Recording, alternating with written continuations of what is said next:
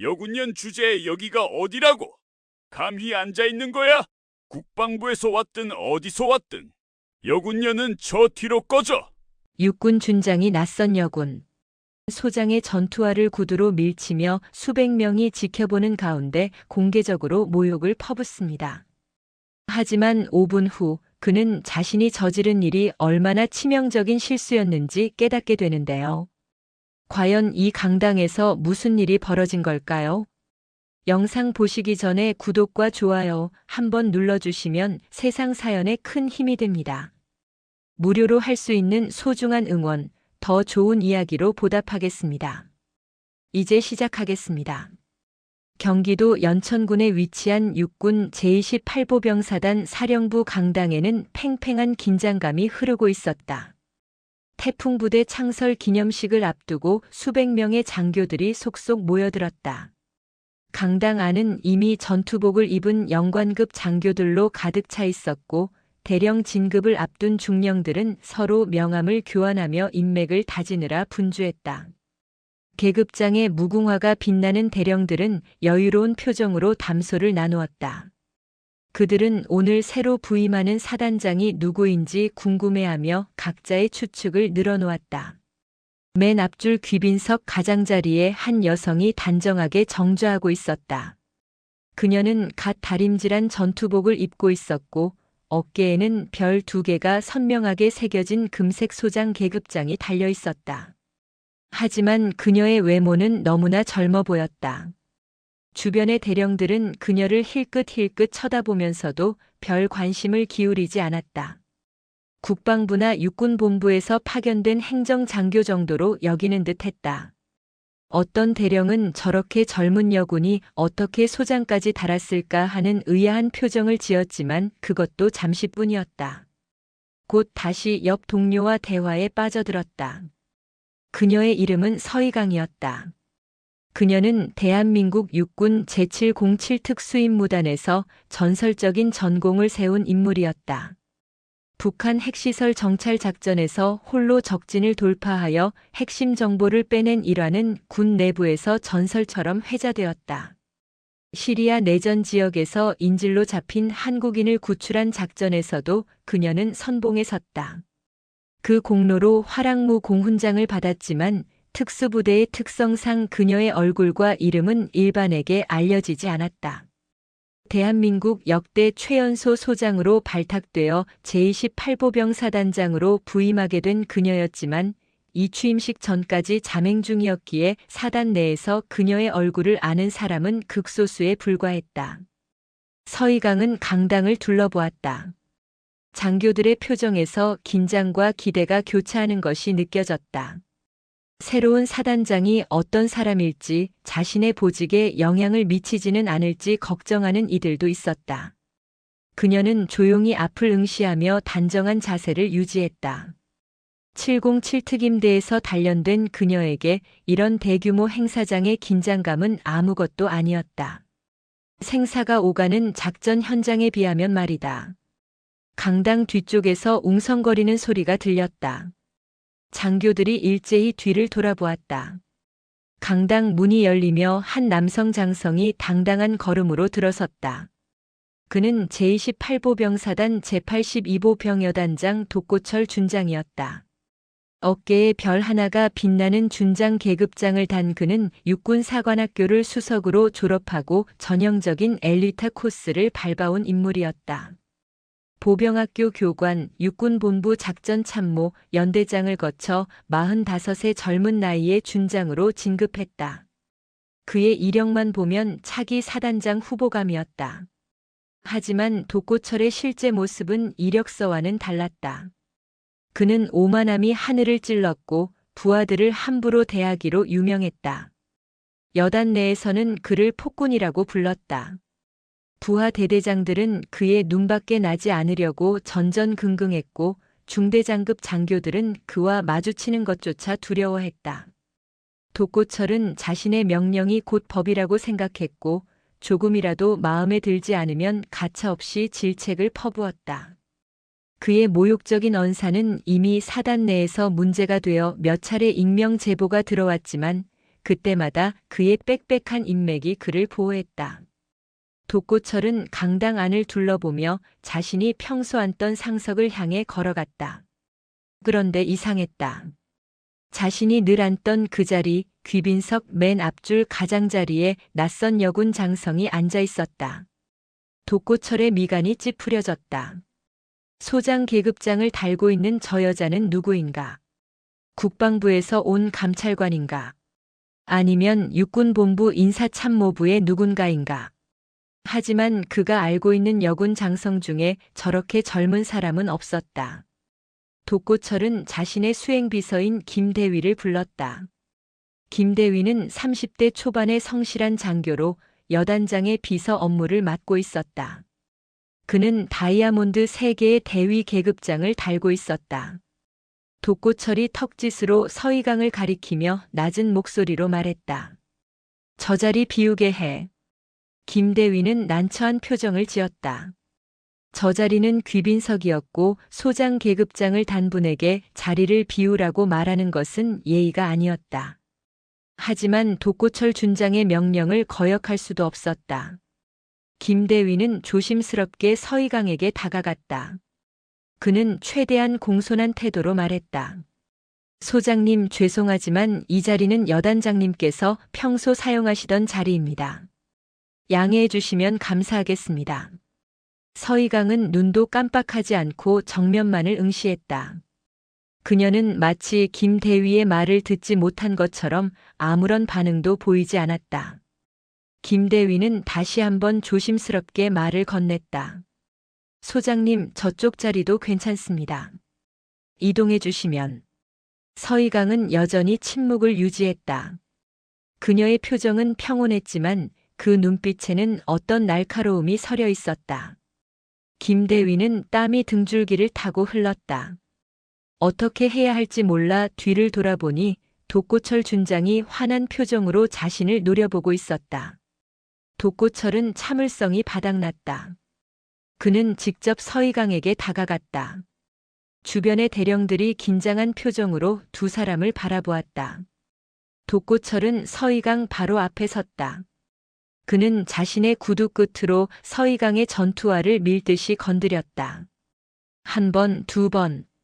그의 목소리는 낮았지만 위협적이었다. 어이 소장. 여기가 어디라고 감히 앉아 있는 거야. 좋은 말로 할 때 저 뒤로 가. 강당의 모든 시선이 두 사람에게 집중되었다. 수백 명의 장교들이 숨을 죽이고 지켜보았다. 독고철은 서희강이 여전히 반응이 없자 더욱 기세등등해졌다. 그는 욕설을 섞어가며 그녀를 모욕하기 시작했다. 여기가 내 놀이터냐? 아, 국방부에서 왔어? 그래서 뭐? 여기는 야전이야, 야전. 책상머리에서 서류나 보던 것들이 여기 와서 설치면 안 돼. 주변의 참모 대령들은 독고철의 기세에 눌려 어색하게 웃으며 방관했다. 누구도 나서서 말리지 않았다.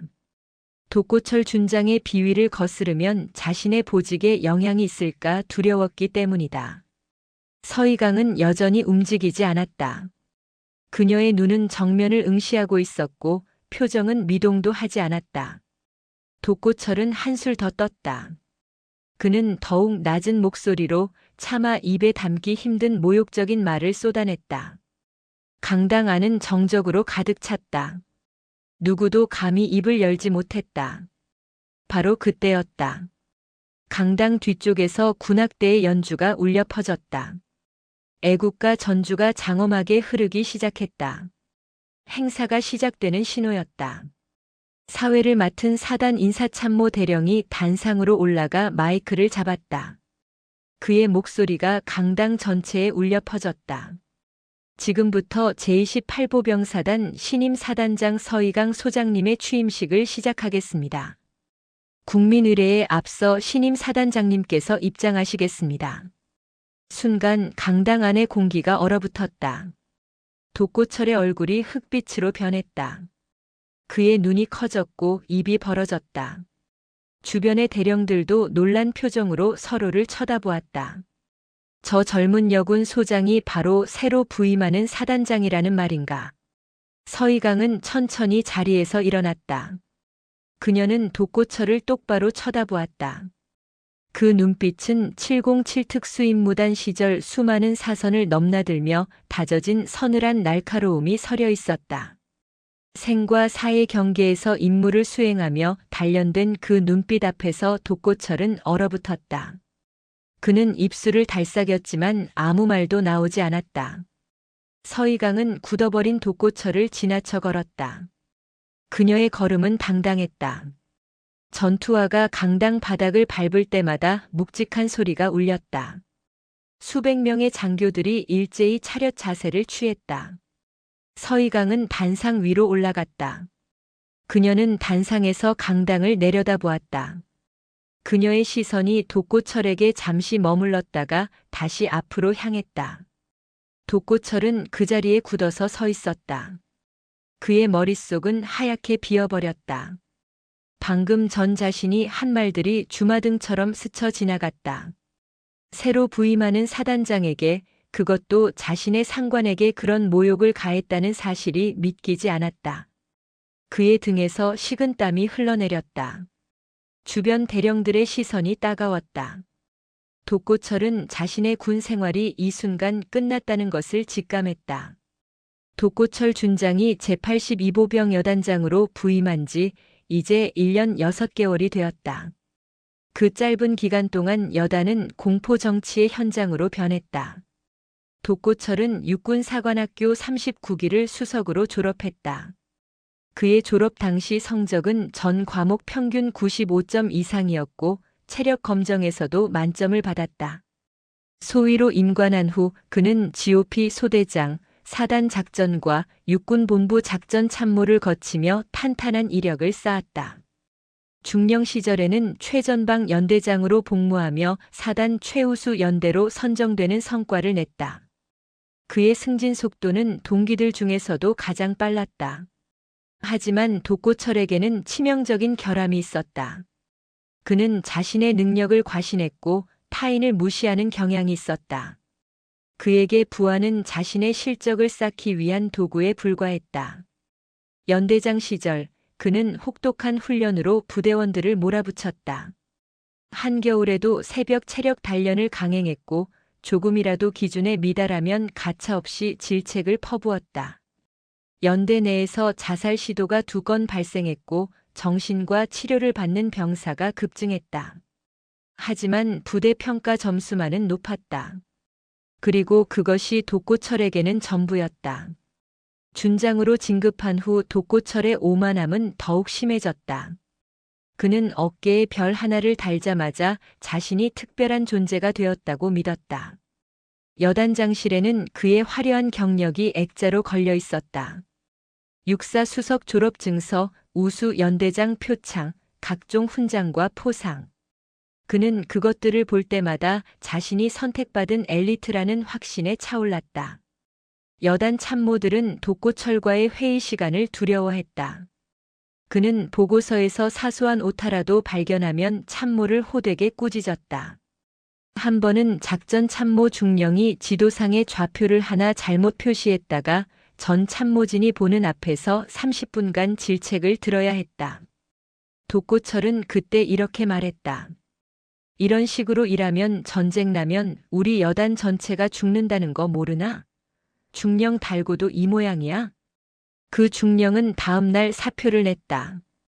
20년 군 생활의 끝이었다. 독고철은 그 소식을 듣고도 전혀 개의치 않았다. 오히려 실력 없는 자가 스스로 물러난 것이라며 만족해했다. 여단 예하 대대장들의 처지는 더욱 비참했다. 독고철은 매주 월요일 아침 대대장 회의를 열었다. 그 회의는 보통 3시간 이상 진행되었다. 독고철은 각 대대의 훈련 결과, 장비 가동률, 심지어 병사 식당의 잔반량까지 일일이 따졌다. 기준에 미달하는 대대장은 가차없이 질책당했다. 회의실을 나서는 대대장들의 얼굴은 늘 창백했다. 그 중에서도 특히 독고철의 분노를 자주 샀던 사람은 제3대 대장 박중령이었다. 박중령은 학군 출신으로 현장에서 뼈가 굵은 군인이었다. 그는 병사들을 아끼고 현실적인 훈련을 중시했다. 하지만 그것이 독고철의 눈에는 나약함으로 비쳤다. 독고철은 박중령을 회의 때마다 표적으로 삼았다. 박중령, 당신 대대 사격 평균 점수가 여단 최하위네. 이게 대대장이 할 짓인가? 여단장님, 탄약 배당량이 부족해서 충분한 사전 훈련이. 변명하지 마. 탄약이 부족하면 자세 훈련이라도 철저히 시키면 되잖아. 결국 당신이 무능한 거야. 박중령은 그 자리에서 모욕을 참아야 했다. 무궁화 2개를 단 중령이 별 하나 앞에서는 아무 말도 할 수 없었다. 박중령은 결국 건강상의 이유로 예편 신청을 냈다. 하지만 실제로는 독고철의 괴롭힘을 더 이상 견딜 수 없었기 때문이었다. 독고철의 만행은 장교들에게만 국한되지 않았다. 그는 여단 순시를 나갈 때면 병사들에게도 가혹했다. 한 번은 GOP 소초를 방문했을 때 일이었다. 당시는 혹한기였고 기온은 영하 15도까지 떨어진 상태였다.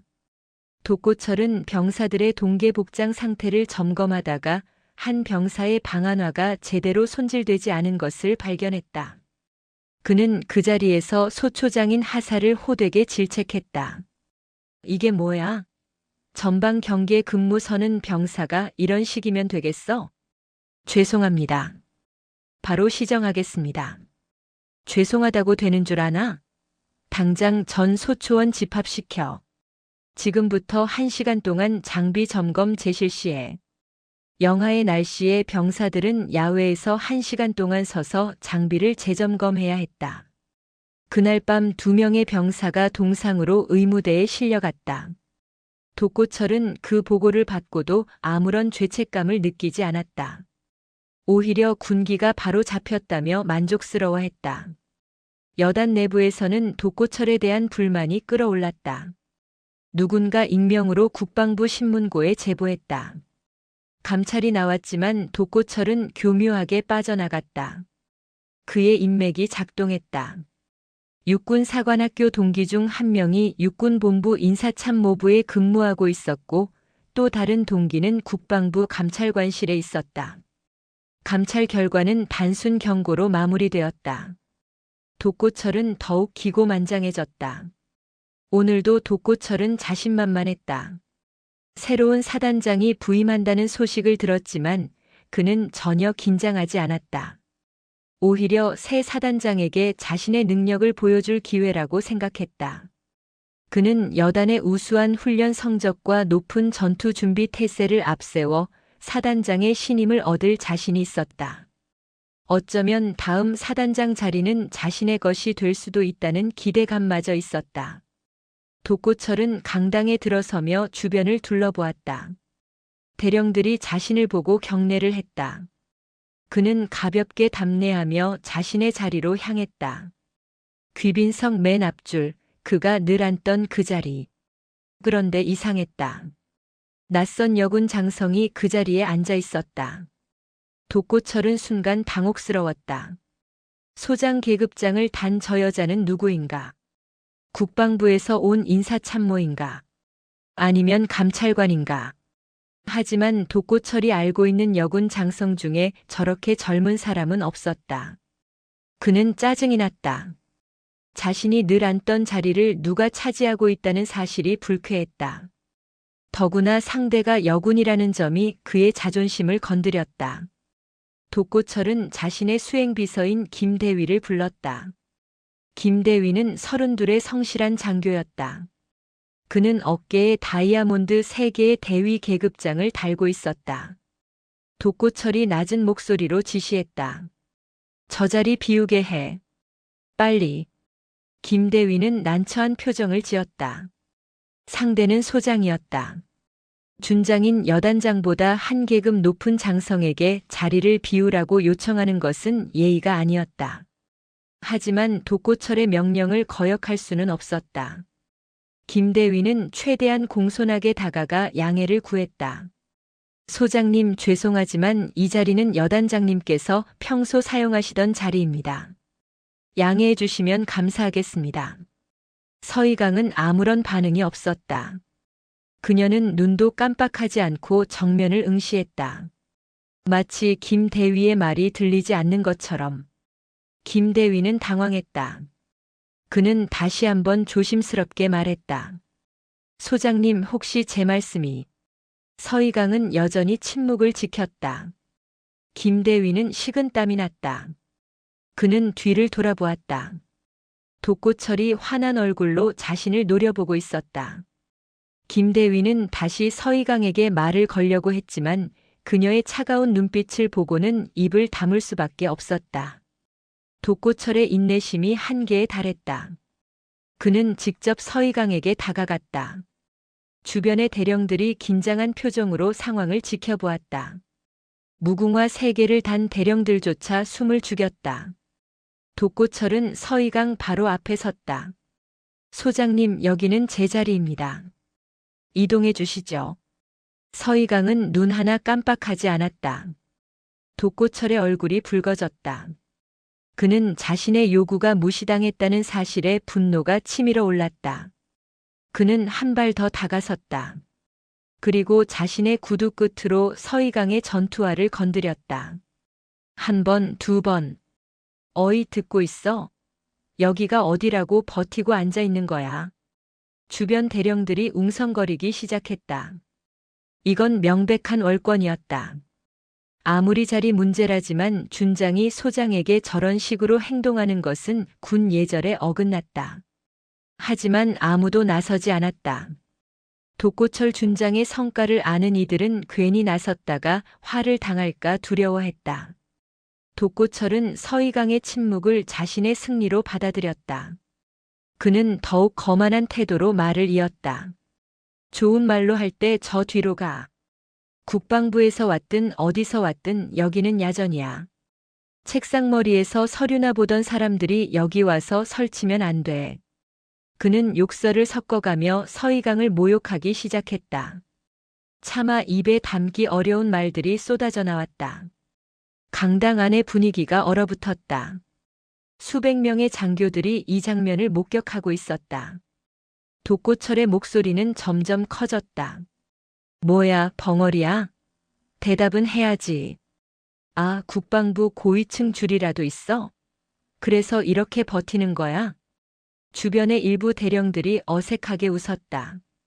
독고철의 비위를 맞추려는 아부였다. 김대위는 고개를 숙인 채 차마 볼 수 없다는 듯 눈을 감았다. 이건 명백히 잘못된 상황이었다. 하지만 그 역시 아무것도 할 수 없었다. 서희강은 여전히 움직이지 않았다. 그녀의 얼굴은 평온했다. 하지만 그 눈빛에는 무언가 다른 것이 담겨 있었다. 707 특수임무단에서 수많은 작전을 수행하며 단련된 그 눈빛. 생사의 기로에서 적과 마주했을 때의 그 침착함. 독고철은 그것을 알아차리지 못했다. 그때 강당 뒤쪽에서 군악대의 연주가 시작되었다. 애국가 전주였다. 행사가 시작되는 신호였다. 사단 인사참모 대령이 단상으로 올라가 마이크를 잡았다. 지금부터 제28보병사단 신임 사단장 서희강 소장님의 취임식을 시작하겠습니다. 순간 독고철의 온몸이 굳어버렸다. 그의 얼굴에서 혈기가 빠져나갔다. 입술이 바르르 떨렸다. 눈동자가 흔들렸다. 그의 머릿속이 하얗게 변했다. 지금 자신이 모욕한 그 여군 소장이 새로 부임하는 사단장이라는 말인가? 자신의 직속 상관이라는 말인가? 독고철은 뒤로 한 걸음 물러섰다. 그의 다리가 후들거렸다. 주변 대령들의 시선이 그에게 쏠렸다. 그들의 눈빛에는 놀라움과 동시에 어떤 만족감 같은 것이 섞여 있었다. 평소 독고철에게 시달렸던 이들은 이 상황을 지켜보며 복잡한 감정을 느꼈다. 김대위는 창백한 얼굴로 독고철을 바라보았다. 그는 여단장의 군 생활이 이 순간 끝났다는 것을 직감했다. 독고철 본인도 그것을 알고 있었다. 그는 입술을 깨물었다. 하지만 이미 때는 늦었다. 강당의 모든 시선이 앞쪽에 집중되었다. 수백 명의 장교들이 숨을 죽이고 지켜보았다. 독고철 준장과 낯선 여군 소장 사이에 벌어지는 이 기묘한 대치 상황을 강당 뒷좌석에 앉은 소령급 장교들은 고개를 쭉 빼고 상황을 살폈다. 무궁화 한 개를 단 소령들은 이런 고위급 장성들 사이의 갈등을 직접 목격하는 것이 처음이었다. 긴장감과 동시에 묘한 흥분이 교차했다. 중간 줄에 앉은 대령들의 반응은 달랐다. 그들은 무궁화 3개의 계급장을 달고 있었고 독고철 준장과 같은 육사 출신들도 꽤 있었다. 평소 독고철의 횡포를 잘 알고 있던 그들이었지만 지금 이 순간만큼은 방관할 수밖에 없었다. 여단장의 편을 들자니 상황이 이상했고 그렇다고 낯선 여군 소장의 편을 들기도 애매했다. 그저 입을 다물고 지켜볼 뿐이었다. 맨 앞줄 귀빈석의 대령들은 더욱 난처했다. 그들은 독고철과 불과 2~3m 거리에 앉아 있었다. 독고철의 목소리가 또렷하게 들렸고 그가 내뱉는 모욕적인 말들을 한마디도 놓치지 않고 들을 수 있었다. 사단 작전 참모 대령은 눈살을 찌푸렸다. 이건 명백히 잘못된 상황이었다. 준장이 소장에게 저런 식으로 행동하는 것은 군 기강에 어긋났다. 하지만 그 역시 나서지 못했다. 자칫 독고철의 미움을 사면 자신의 보직에도 영향이 있을 터였다. 사단 정보참모 대령은 조용히 휴대전화를 꺼내 메모를 남겼다. 지금 벌어지는 상황을 기록해 두는 것이 나중에 필요할 것 같았다. 그는 독고철이라는 인물의 오만함을 이미 여러 차례 목격했다. 작전 회의 때마다 다른 참모들의 의견을 무시하고 자신의 생각만이 옳다고 우기는 그였다. 언젠가는 이런 식으로 문제를 일으킬 줄 알았다. 독고철은 서희강이 여전히 반응이 없자 더욱 기고만장해졌다. 그는 자신의 승리를 확신했다. 저 여군 소장이 국방부에서 왔든 육군본부에서 왔든 결국 자신의 기세에 눌려 자리를 비킬 것이라고 믿었다. 그는 한 걸음 더 다가섰다. 서희강의 얼굴이 불과 30cm 앞에 있었다. 당신 같은 사람이 별을 달고 있으니 군대가 이 모양이야. 실전 경험도 없으면서 책상에서 서류나 검토하던 사람이 별을 달았다고 여기서 설치면 안 되지. 독고철의 목소리에는 경멸이 가득했다. 그는 여군 장성을 근본적으로 무시하는 편견을 가지고 있었다. 전투부대를 지휘해 본 적 없는 이들이 무슨 별이냐는 생각이었다. 그의 육사 동기 중에도 여군이 몇 명 있었지만 그는 그들을 동등한 군인으로 대우한 적이 없었다. 그저 행정 보직을 맡는 보조 인력 정도로 여겼다. 주변의 참모 대령들 중 몇몇이 어색하게 웃었다. 독고철의 비위를 맞추려는 아첨이었다. 그들 역시 평소 독고철에게 시달렸지만 이 순간만큼은 그의 편에 서는 것이 안전하다고 판단했다. 사단 군수참모 대령이 옆 동료에게 속삭였다. 저 여자 소장이 누군지 아나? 글쎄 국방부 쪽 인사 아닐까? 얼굴이 낯선데. 독고 여단장도 참 대담하긴 해. 저렇게까지 밀어붙이다니. 그들의 대화는 낮은 목소리로 이어졌다. 독고철의 행동이 문제가 있다는 것을 알면서도 그들은 방관을 선택했다. 이것이 바로 28사단의 현실이었다. 계급이 인격을 지배하고 힘있는 자의 횡포가 용인되는 곳. 김대위는 뒤에 서서 상황을 지켜보며 식은땀을 흘렸다. 그는 다이아몬드 3개의 대위 계급장을 단지 5년이 된 젊은 장교였다. 그의 군 생활 동안 이런 장면을 본 적이 없었다. 준장이 소장에게 저렇게 무례하게 구는 것은 상상도 할 수 없는 일이었다. 그는 여단장실에서 독고철의 비서로 일하며 그의 성격을 누구보다 잘 알았다. 오만하고 자기중심적이며 타인의 감정을 전혀 고려하지 않는 사람. 하지만 오늘 독고철은 선을 넘었다. 김대위는 조용히 뒤로 물러섰다. 자신이 이 상황에 연루되지 않기를 바랐다. 나중에 문제가 되면 자신은 단지 명령을 따랐을 뿐이라고 말할 생각이었다. 그는 이미 독고철 밑에서 일하는 것이 지겨웠다. 매일 아침 출근하면 긴장해야 했고 사소한 실수라도 하면 호되게 질책당했다. 다른 부대로 전복하고 싶었지만 독고철이 허락하지 않았다. 쓸만한 비서를 놓치고 싶지 않다는 이유였다. 강당 뒤편에서는 또 다른 소란이 일고 있었다. 대위급 장교들이 웅성거리며 상황을 논평했다. 다이아몬드 3개를 단 대위들은 고위급 장성들의 세계를 잘 몰랐다. 그들에게는 준장도 소장도 모두 아득히 먼 존재였다. 한 대위가 옆 동료에게 물었다. 저 여군 소장 누구야? 국방부 사람인가? 모르겠어. 처음 보는데. 근데 독고 여단장 왜 저래? 저 자리가 원래 여단장 자리였나 봐. 근데 좀 심한 거 아냐? 그들의 목소리는 점점 커졌다. 강당 전체가 술렁였다. 이 이상한 대치 상황을 어떻게 받아들여야 할지 모두가 혼란스러워했다. 독고철은 차마 입에 담기 어려운 욕설을 섞어가며 서희강을 모욕했다. 그의 말은 점점 더 저속해졌다. 여군이라는 이유로, 절다는 이유로, 자신이 모르는 사람이라는 이유로 그는 서희강을 깎아내렸다. 그의 목소리는 강당 곳곳에 울려 퍼졌다. 이제 뒷좌석의 장교들도 또렷하게 들을 수 있었다. 서희강은 여전히 움직이지 않았다. 그녀는 눈도 깜빡하지 않고 정면을 응시했다. 그녀의 얼굴은 고요했다. 마치 호수의 수면처럼 평온했다. 하지만 그 눈빛 깊은 곳에는 무언가가 끓어오르고 있었다. 707 특수임무단에서 적진을 홀로 침투할 때의 그 집중력. 인질 구출 작전에서 테러리스트와 대치할 때의 그 냉철함. 생사의 갈림길에서 단련된 정신력. 서희강은 독고철의 말을 한마디 한마디 기억했다. 그의 표정, 어조, 몸짓 하나하나를 머릿속에 저장했다. 이것은 단순한 개인적 모욕이 아니었다. 이것은 28사단 전체의 문화를 보여주는 상징이었다. 계급이 인격을 짓밟고 권력이 정의를 무시하는 현장. 그녀는 이것을 바꾸기 위해 이곳에 왔다. 시간이 느리게 흘렀다.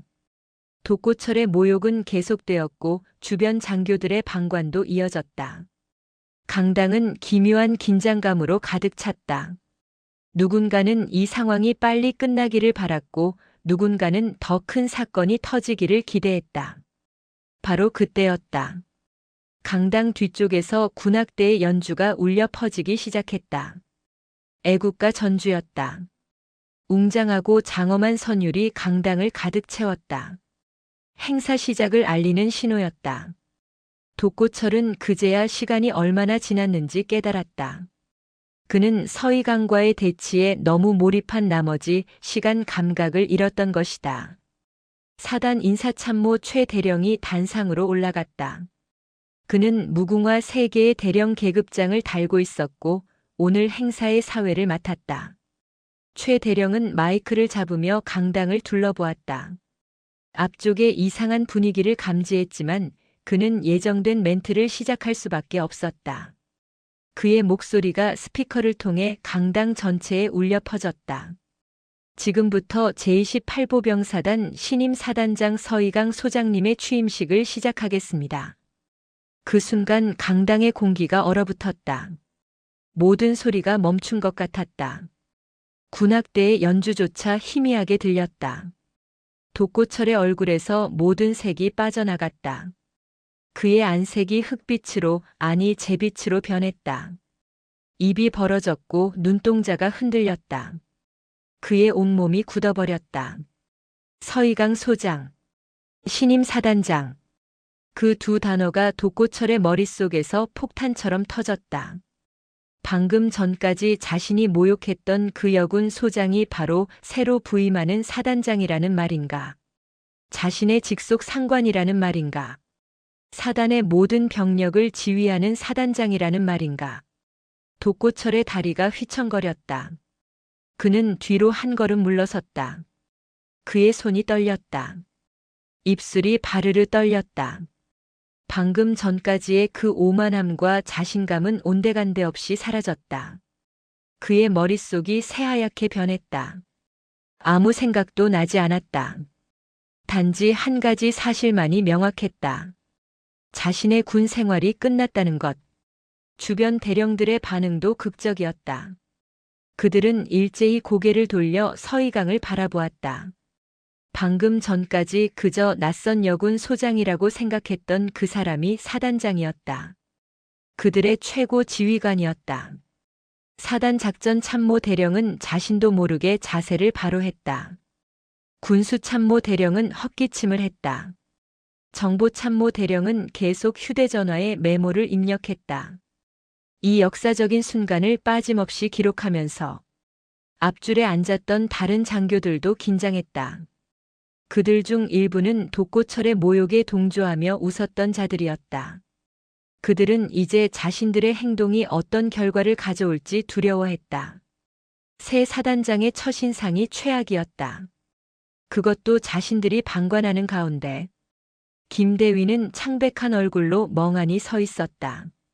그는 독고철 준장의 비서였다. 여단장이 파멸하면 자신도 영향을 받을 것이었다. 그의 앞날이 불투명해졌다. 하지만 동시에 묘한 해방감도 느꼈다. 이제 독고철의 횡포에서 벗어날 수 있겠구나 하는. 강당 뒤쪽의 소령과 대위들도 충격에 빠졌다.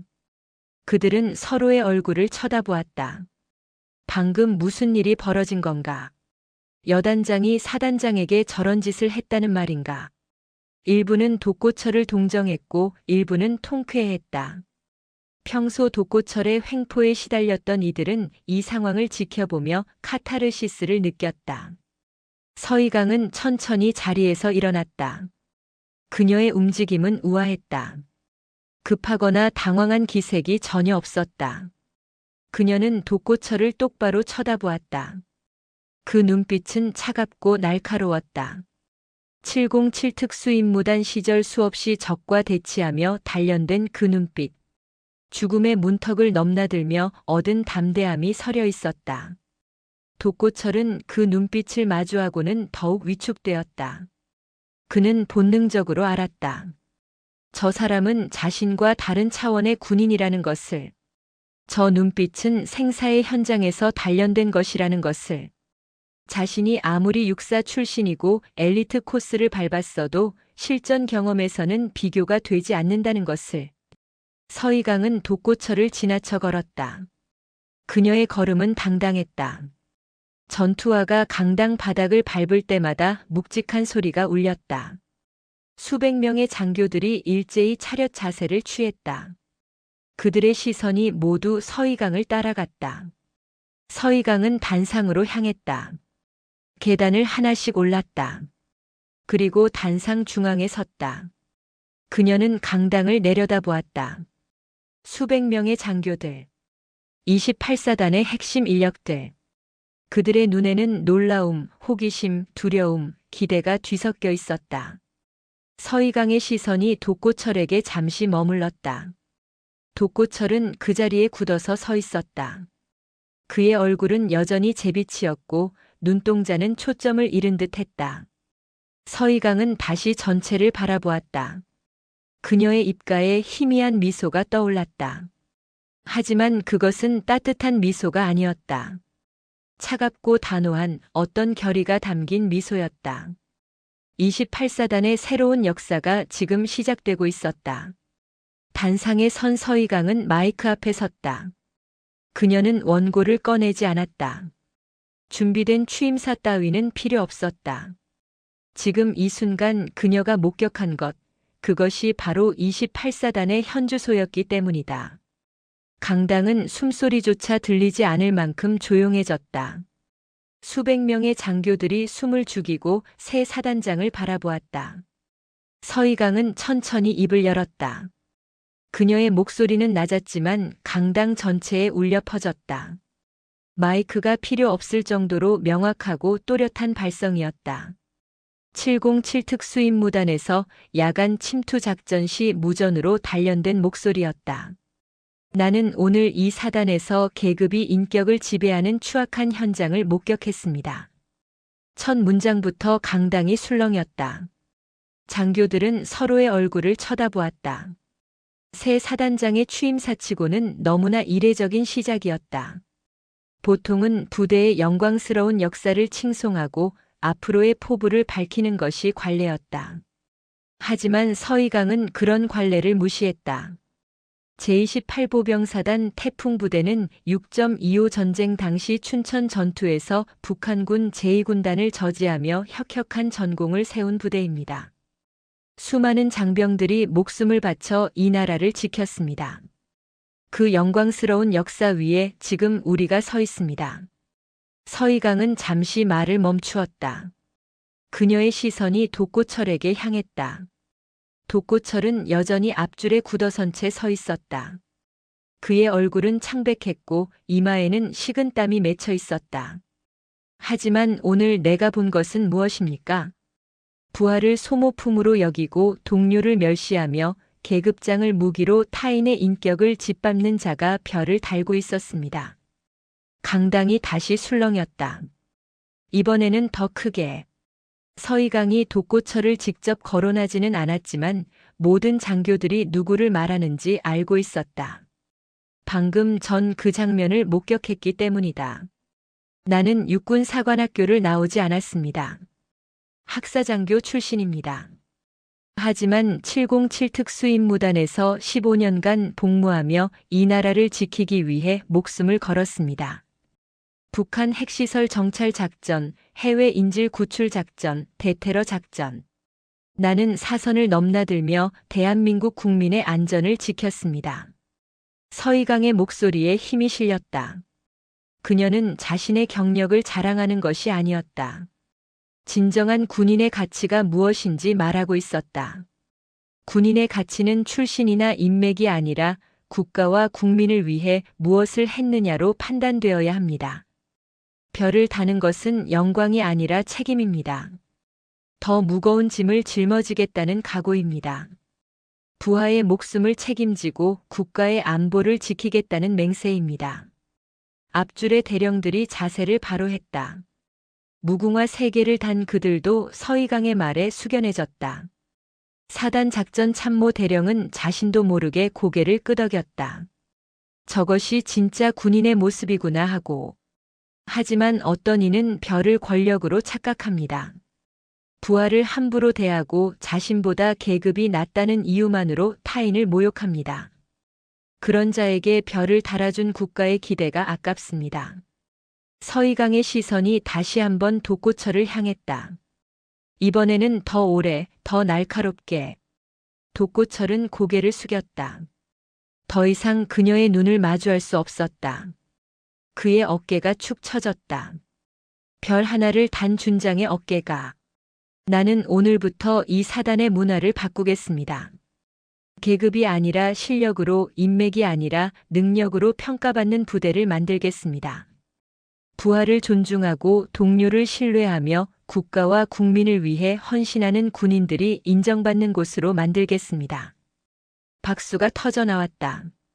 뒷좌석의 소령들이 먼저 손뼉을 쳤다. 무궁화 1개를 단 그들은 평소 독고철의 횡포에 시달렸던 이들이었다. 이어서 중간 좌석의 중령들도 박수를 쳤다. 무궁화 2개를 단 중령들도 변화를 갈망하고 있었다. 마지막으로 앞줄의 대령들도 박수에 동참했다. 강당 전체가 박수 소리로 가득 찼다. 독고철만 박수를 치지 못했다. 그는 그저 고개를 숙인 채 서 있을 뿐이었다. 그의 옆에 선 김대위도 박수를 치지 못했다. 여단장의 비서로서 어떻게 행동해야 할지 몰랐다. 다이아몬드 3개를 단 그는 그저 난처한 표정으로 서 있었다. 서이강은 박수가 잦아들기를 기다렸다. 그리고 다시 입을 열었다. 나는 지금부터 이 사단의 기강을 바로 세우겠습니다. 첫 번째 조치로 방금 전 내가 목격한 사건에 대해 철저히 조사하고 책임을 묻겠습니다. 계급장을 이용해 타인을 모욕한 자는 그 계급장을 달 자격이 없습니다. 강당이 다시 조용해졌다. 이번에는 긴장감이 감돌았다. 서이강이 구체적인 조치를 언급했기 때문이다.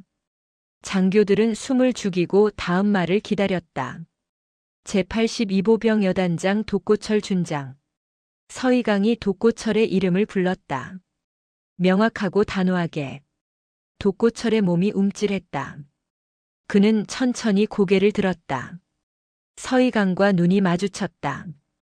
그는 다시 고개를 떨구었다. 독고철 준장은 취임식 직전 상급 지휘관에게 모욕적인 언행을 일삼았습니다. 이는 군인으로서의 기본 품위를 저버린 행위이며 장성으로서 절대 용납할 수 없는 행동입니다. 나는 즉시 육군본부 감찰실에 이 사실을 보고하고 엄중한 징계를 요청하겠습니다. 독고철의 다리가 휘청거렸다. 그는 거의 쓰러질 뻔했다.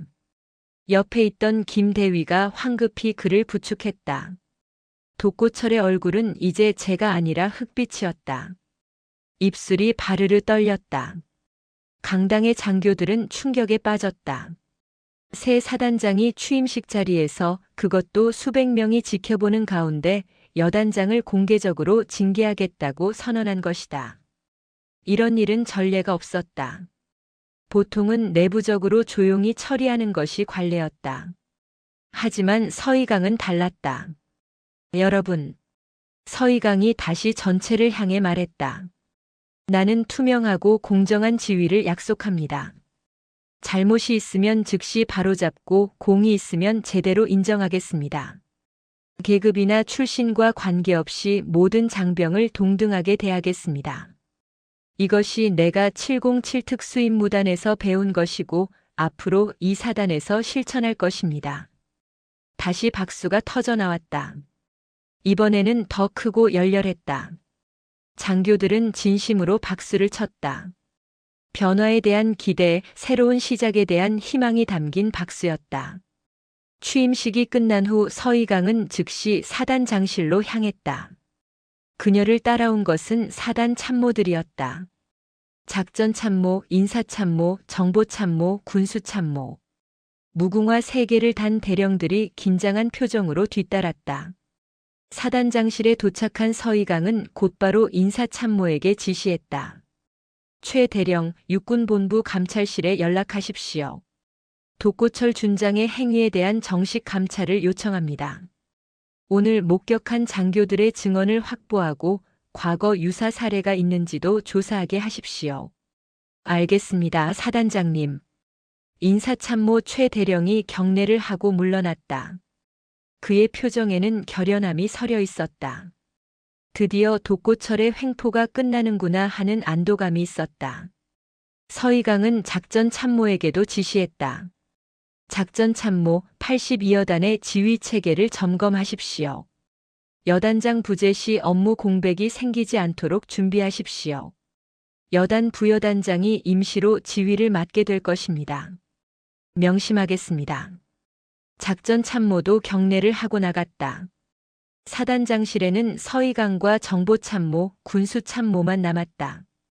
1시간 후 사단장실 문을 두드리는 소리가 들렸다.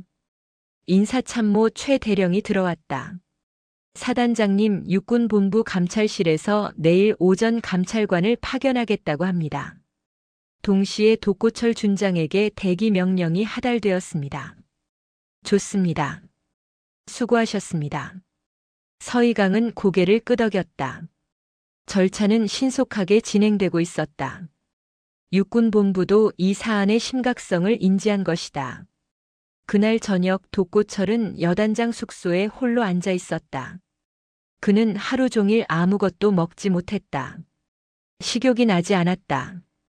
그의 머릿속은 혼란스러웠다. 방금 전까지 자신은 차기 사단장 후보였다. 승승장구하는 장성이었다. 하지만 이제 모든 것이 끝났다. 독고철은 자신의 행동을 되돌아보았다. 왜 그랬을까? 왜 저렇게까지 했을까? 단지 자리 하나 때문에, 자존심 때문에. 그는 자신의 오만함이 얼마나 어리석었는지 깨달았다. 하지만 이미 늦었다. 밤 11시 독고철의 휴대전화가 울렸다. 육군본부 인사참모부에서 온 전화였다. 독고철은 떨리는 손으로 전화를 받았다. 독고철 준장, 내일 오전 10시까지 육군본부 감찰실로 출두하시기 바랍니다. 정식 조사가 진행될 예정입니다. 알겠습니다. 독고철은 힘없이 대답했다. 전화를 끊고 그는 소파에 주저앉았다. 별 하나를 단 지 2년. 그 짧은 시간이 그의 전부를 앗아갔다. 다음 날 아침 독고철은 육군본부로 향했다. 감찰실에서의 조사는 4시간 동안 이어졌다. 취임식에 참석했던 장교들의 증언, 과거 부하들의 진술, 익명 제보 내용들이 쏟아져 나왔다. 독고철의 만행은 어제만의 일이 아니었다. 1년 6개월간 계속되어 온 조직적 폭력이었다. 일주일 후 징계위원회가 열렸다. 결과는 보직 해임 및 강등 심사였다. 독고철은 82여단 장직에서 해임되었고 육군본부 대기 발령을 받았다. 이는 사실상 전역 수순이었다. 그의 군 생활 25년이 이렇게 끝나는 것이었다. 독고철이 여단을 떠나던 날 그는 마지막으로 서희강 사단장을 찾아갔다. 그는 사단장실 앞에서 무릎을 꿇었다. 문이 열렸고 서희강이 나왔다. 독고철은 고개를 조아리며 말했다. 사단장님 죄송합니다. 제가 잘못했습니다. 한 번만 용서해 주십시오. 서희강은 독고철을 내려다보았다. 그녀의 표정은 차갑고 단호했다. 독고철 준장. 군인의 명예는 스스로 지키는 것이지 구걸하는 것이 아닙니다. 당신은 25년간 별을 향해 달려왔지만 정작 별의 무게가 무엇인지는 깨닫지 못했습니다. 별은 권력이 아니라 책임입니다. 그것을 이제라도 배우십시오. 독고철은 더 이상 아무 말도 하지 못했다. 그는 천천히 일어나 경례를 했다. 서희강은 답례를 하지 않았다. 독고철은 고개를 숙인 채 사단장실을 떠났다. 복도를 걸으며 독고철은 눈물을 흘렸다. 그는 자신이 무엇을 잃었는지 이제야 깨달았다. 부하들의 신뢰, 동료들의 존경, 그리고 군인으로서의 명예. 별 하나가 전부가 아니었다. 진짜 중요한 것은 그 별을 어떻게 달았느냐가 아니라 어떻게 지켜냈느냐였다. 28사단은 새로운 시대를 맞이하고 있었다. 서희강이라는 사단장 아래서 계급이 아니라 실력으로, 권위가 아니라 존중으로 움직이는 부대로 변화하고 있었다. 그것이 바로 별의 진짜 무게였다. 독고철 준장이 28사단을 떠난 지 한 달이 지났다. 사단은 천천히 그러나 확실하게 변화하고 있었다.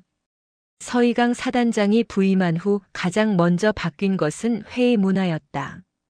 예전에는 참모회의가 일방적인 지시와 질책의 시간이었다면 이제는 토론과 소통의 장이 되었다. 매주 월요일 아침 사단 참모회의가 열렸다.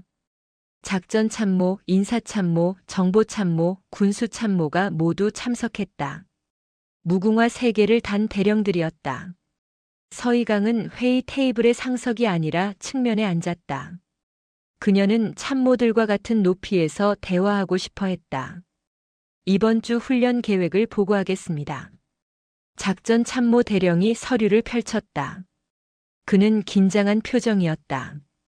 아직 새 사단장의 스타일에 완전히 적응하지 못한 상태였다.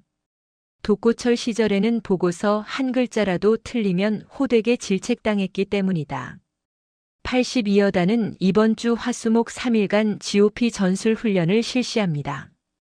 81여단은 사격장에서 소총 사격과 수류탄 투척 훈련을, 83여단은 화생방 훈련을 진행합니다.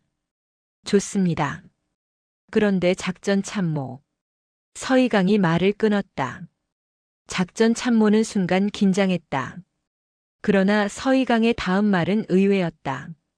각 여단별 훈련 성과를 수치로만 평가하지 마십시오. 병사들이 실제로 무엇을 배웠는지, 전투력이 얼마나 향상되었는지가 중요합니다. 형식적인 점수보다 실질적인 능력 향상에 초점을 맞추십시오. 명심하겠습니다, 사단장님. 작전 참모는 안도의 한숨을 내쉬었다.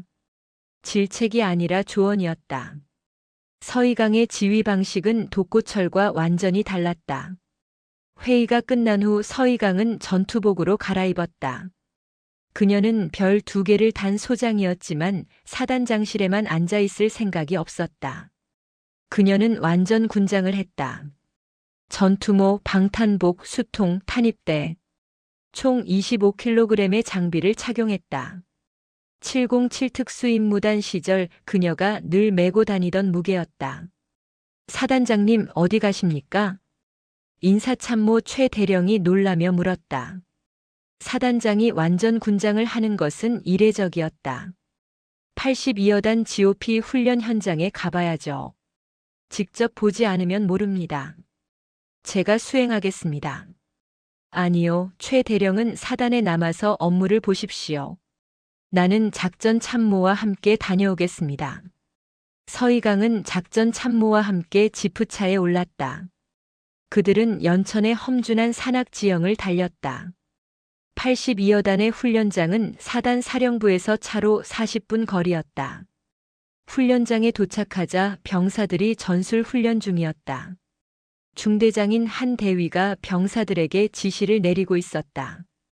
다이아몬드 3개를 단 그는 이제 막 대위로 진급한 젊은 장교였다. 그는 서희강 사단장이 도착한 것을 보고 황급히 경례를 했다. 82여단 2대대 3중대장 한민수 대위 사단장님께 경례. 편하게 하십시오. 훈련 계속하세요. 서희강은 가볍게 답례하고 훈련장 가장자리에 섰다. 그녀는 병사들의 움직임을 유심히 관찰했다. 병사들은 GOP 철책선 돌파 훈련을 하고 있었다. 적의 침투로를 차단하고 역습하는 시나리오였다. 훈련을 지켜보던 서희강이 입을 열었다. 한 대위, 잠깐 훈련을 멈추십시오. 훈련 중지. 한 대위가 호각을 불었다. 병사들이 일제히 동작을 멈추었다. 그들은 긴장한 표정으로 서희강을 바라보았다. 별 2개를 단 사단장이 직접 훈련장에 나온 것은 처음이었다. 서희강은 병사들 앞으로 걸어갔다. 그녀는 한 병사의 전투복을 살폈다. 단추가 하나 풀어져 있었다. 이름이? 이등병 김철수입니다, 사단장님. 김이병 전투복 단추가 풀어져 있습니다. 실전에서는 이런 사소한 것이 생명을 좌우합니다. 단추 하나 때문에 장비가 걸릴 수 있고 그것이 1초의 지체를 만들고 그 1초가 생과 사를 가릅니다. 죄송합니다. 김이병이 황급히 단추를 채웠다. 그러나 서희강의 말투에는 질책이 아니라 당부가 담겨 있었다. 질책하는 것이 아닙니다. 당신의 생명을 지키기 위해 말하는 것입니다. 전투복 하나하나가 당신을 보호하는 장비입니다. 소중히 다루십시오. 명심하겠습니다.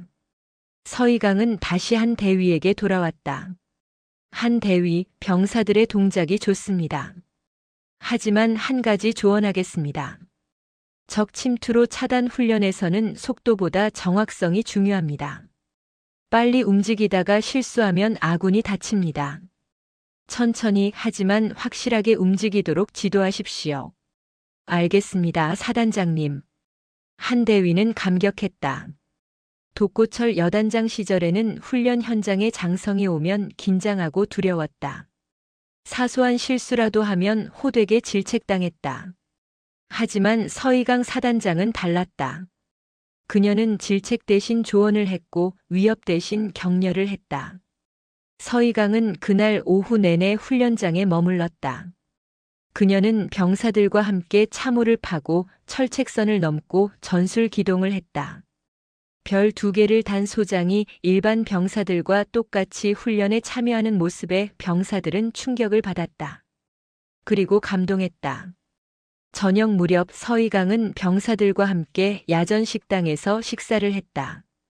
그녀는 병사들이 먹는 똑같은 전투 식량을 먹었다. 특별한 대접을 거부했다. 맛이 어떻습니까? 서희강이 옆에 앉은 병사에게 물었다. 그 병사는 상병 계급장을 달고 있었다. 괜찮습니다, 사단장님. 솔직히 말하십시오. 나는 병사들의 솔직한 의견을 듣고 싶습니다. 상병은 주저하다가 조심스럽게 입을 열었다. 사실 좀 짭니다. 국이 너무 짜서 물을 많이 마시게 됩니다. 그렇군요. 고맙습니다. 솔직한 의견을 말해줘서. 서희강은 메모장에 그 내용을 적었다. 다음 날 그녀는 군수 참모에게 지시했다. 야전 식당의 간 조절을 개선하라고. 군수 참모 대령은 즉시 조치했다. 급양병들에게 재교육을 실시하고 식단표를 재검토했다. 이런 작은 변화들이 쌓이면서 28사단의 분위기가 달라졌다. 병사들은 이제 자신들의 목소리가 들린다는 것을 알았다. 사단장이 직접 현장에 나와 그들의 이야기를 듣는다는 것을, 그리고 그것이 실제 개선으로 이어진다는 것을. 독고철이 군림하던 시절의 공포 정치는 완전히 사라졌다. 이제 28사단은 계급이 아니라 실력으로 평가받는 곳이 되었다. 능력 있는 장교는 출신과 관계없이 중요한 보직을 맡았다. 학군 출신 중령이 여단 작전 참모가 되었고 학사장교 출신 소령이 대대장으로 발탁되었다. 과거 독고철 시절에는 상상할 수 없는 일이었다. 여단과 대대 단위에서도 변화가 일어났다. 대대장 회의는 더 이상 일방적인 질책의 시간이 아니었다. 각 대대의 고충을 듣고 해결책을 찾는 시간이 되었다. 중령들은 무궁화 2개를 단 자신들의 목소리가 존중받는다는 것을 느꼈다. 3개월이 지났다. 28사단의 전투 준비 태세는 크게 향상되었다. 병사들의 사기가 올라갔고 장교들의 사명감이 되살아났다. 육군본부의 평가에서 28사단은 전방 사단 중 최우수 평가를 받았다. 하지만 서희강은 그 공을 자신에게 돌리지 않았다. 그녀는 모든 공을 현장의 장병들에게 돌렸다. 한편 독고철은 경기도 여주의 육군 야전교육대에서 교관으로 복무하고 있었다. 그는 강등 처분을 받아 대령 계급장을 달고 있었다. 별 하나에서 무궁화 3개로. 그의 자존심은 산산조각 났다. 처음 몇 주는 분노와 자괴감으로 괴로웠다. 하지만 시간이 지나면서 독고철은 변화하기 시작했다. 야전 교육대에서 그는 신임 소위들을 가르쳤다. 다이아몬드 하나를 단 젊은 장교들. 그들의 눈빛은 순수했고 열정으로 가득했다. 독고철은 그들을 보며 자신의 소위 시절을 떠올렸다. 자신도 한때는 저렇게 순수했었다는 것을. 어느 날 저녁 독고철은 교육생 소위 한 명과 대화를 나누었다. 교관님, 좋은 지휘관이 되려면 어떻게 해야 합니까? 젊은 소위가 진지하게 물었다. 독고철은 잠시 생각했다. 예전에 그였다면 권위와 엄격함을 강조했을 것이다. 하지만 이제 그는 달랐다. 부하를 존중하십시오. 계급장은 권력이 아니라 책임입니다. 당신이 다이아몬드 하나를 달았다는 것은 그만큼 무거운 짐을 짊어진다는 의미입니다. 독고철의 목소리에는 진심이 담겨 있었다. 젊은 소위는 고개를 끄덕이며 그의 말을 새겼다. 그날 밤 독고철은 자신의 숙소에서 서희강 사단장이 했던 말을 떠올렸다. 군인의 명예는 스스로 지키는 것이지 구걸하는 것이 아니라는 그 말. 별의 무게를 깨달으라는 그 말. 독고철은 눈물을 흘렸다. 이제야 그 의미를 알 것 같았다. 독고철은 창밖을 바라보았다. 저 멀리 북쪽 하늘이 보였다. 그곳 어딘가에 28사단이 있었다. 서희강 사단장과 그녀의 지휘를 받는 장병들이. 독고철은 그들을 위해 기도했다. 자신이 망쳤던 그 부대가 이제는 진정한 전우회로 뭉쳐진 부대가 되기를. 한편 연천의 28사단 사령부에서는 또 하루가 시작되고 있었다. 서희강 사단장은 이른 아침 사단 지휘소에 나와 북한군 동향을 점검했다. 정보참모 대령이 최신 정보를 보고했다. 사단장님, 어젯밤 비무장지대에서 특이 동향은 없었습니다. 적의 전방 부대 움직임도 정상 범위 내입니다. 좋습니다. 하지만 경계를 늦추지 마십시오. 평시에 대비하지 않으면 전시에 후회합니다. 명심하겠습니다. 서희강은 창밖을 바라보았다. 저 너머에 휴전선이 있었다. 대한민국의 최전방. 70년 넘게 이어진 분단의 상처. 하지만 동시에 대한민국을 지키는 최후의 보루. 28사단 태풍 부대는 이제 진정한 의미의 강한 부대가 되었다. 권위가 아니라 신뢰로, 공포가 아니라 존중으로 단결된 부대. 서희강이 꿈꾸던 바로 그 모습이었다. 사단장실로 돌아온 서희강은 책상 위에 서류를 정리했다. 그녀의 시선이 창밖 연병장으로 향했다. 병사들이 아침 점호를 받고 있었다. 그들의 구령 소리가 또렷하게 들렸다. 하나, 둘, 셋, 넷. 힘차고 생기 넘치는 목소리였다. 서희강은 미소를 지었다. 이것이 바로 그녀가 원했던 것이었다. 한 명 한 명이 자신의 가치를 인정받고 서로를 신뢰하며 국가를 위해 헌신하는 부대. 계급장이 아니라 인격으로 존중받는 곳. 저녁이 되자 서희강은 다시 전투복으로 갈아입고 연병장으로 나갔다. 그녀는 병사들과 함께 저녁 체력 단련을 했다. 별 2개를 단 소장이 일반 병사들과 함께 구보를 하고 팔굽혀펴기를 하고 턱걸이를 했다. 병사들은 그런 사단장을 보며 더욱 열심히 훈련했다. 그녀가 보여주는 것이 바로 진짜 리더십이었다. 밤이 깊어갔다. 28사단 사령부의 불빛이 하나둘 꺼졌다. 하지만 작전 상황실의 불빛만은 밤새도록 켜져 있었다. 당직 장교들이 북한군 동향을 24시간 감시했다. 대한민국의 안보는 단 하루도 쉬지 않았다. 연천의 밤하늘에는 별이 총총했다. 수없이 많은 별들. 그중 어떤 별은 밝게 빛났고 어떤 별은 희미하게 깜빡였다. 하지만 모든 별은 제자리에서 자신의 역할을 했다. 28사단의 장병들도 마찬가지였다. 소장에서 이등병까지 각자의 자리에서 최선을 다했다. 대한민국 최전방 태풍 부대는 이제 진정한 전우회로 뭉친 무적의 사단으로 거듭났다. 그들은 북녘을 향해 매섭게 응시하고 있었다. 언제든 조국을 지킬 준비가 되어 있었다. 그것이 바로 28사단의 새로운 모습이었고 서희강 사단장이 만들어낸 변화였다. 별의 진정한 무게를 아는 지휘관 아래서 부대는 더욱 강해졌다. 오늘 이야기 어떠셨나요? 계급장은 권력의 상징이 아니라 책임의 무게입니다. 높은 자리에 오를수록 더 많은 일을 섬겨야 하고 더 큰 짐을 짊어져야 합니다. 진정한 리더는 권위로 군림하는 사람이 아니라 신뢰로 이끄는 사람입니다. 오만함은 결국 스스로를 무너뜨리지만 겸손함은 주변을 일으켜 세웁니다. 여러분이 어떤 자리에 계시든 그 자리의 진정한 무게를 깨닫고 책임감 있게 살아가시길 바랍니다.